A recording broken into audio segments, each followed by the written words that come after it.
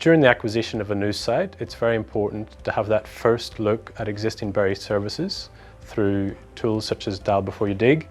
It's great to know what's there in terms of optic fibre cables, comms cables, gas, water supply mains, any sort of buried services, power, overhead power, etc.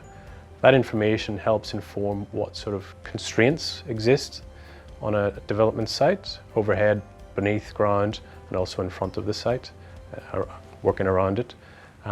There's also a need to also consider the easements associated with some of those services. Some services may have an easement, others don't, but those easements can be a constraint on development area.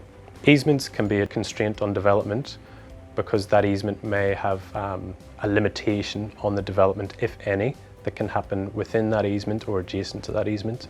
And in some cases, those easements may be volumetric, so there's a constraint overhead or beneath that easement.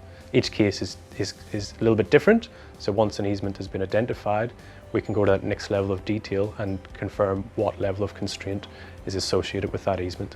It's important to consider existing buried services not just within a development site, but also adjacent to. A good example being basement excavations. That excavation can extend into the adjacent road or neighbouring properties, and if existing buried services are adjacent to that basement, that can present a safety risk to be managed through construction, apart from also the time and cost considerations with working next to existing buried services. They vary case by case, whether it's power, gas, water, each presents a different risk to be managed, but it's very important that that's considered at the early due diligence stage so that that risk can be identified and managed throughout the whole process.